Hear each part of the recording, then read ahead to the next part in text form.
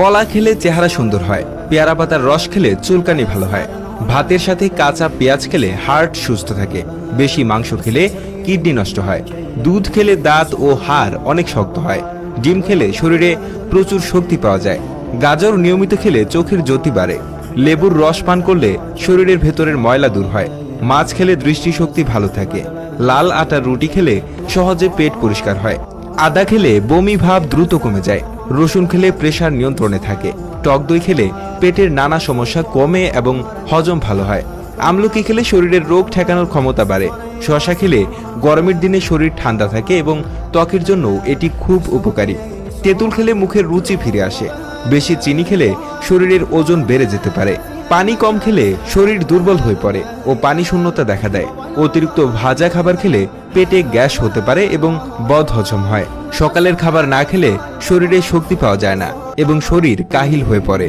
বেশি চা বা কফি খেলে রাতে ঘুম কম হয় এবং অস্থিরতা বোধ হয়, খেজুর খেলে শরীরে তাড়াতাড়ি শক্তি আসে এবং ক্লান্তি দূর হয়, মধু খেলে গলার খুশখুশানি কমে এবং ঠান্ডা লাগলে আরাম পাওয়া যায়, বাদাম খেলে স্মৃতিশক্তি ভালো থাকে এবং মস্তিষ্কের স্বাস্থ্য উন্নত হয়, পেঁপে হজম করতে সাহায্য করে এবং কোষ্ঠকাঠিন্য দূর করে, লাউ খেলে শরীর ঠান্ডা থাকে এবং মূত্র পরিষ্কার হয় যা কিডনির জন্য ভালো, করলা খেলে দেহে চিনির মাত্রা ঠিক থাকে, বিশেষ করে ডায়াবেটিস রোগীদের জন্য উপযোগী, ডালিমের রস খেলে ত্বক উজ্জ্বল হয়, তরমুজ খেলে শরীরে পানির অভাব পূরণ হয় এবং গরমকালে শরীর সতেজ থাকে, মিষ্টি কুমড়া চোখের জন্য খুবই উপকারী কারণ এতে ভিটামিন এ থাকে, সজনে ডাঁটা খেলে হাই প্রেশার কমে এবং শরীর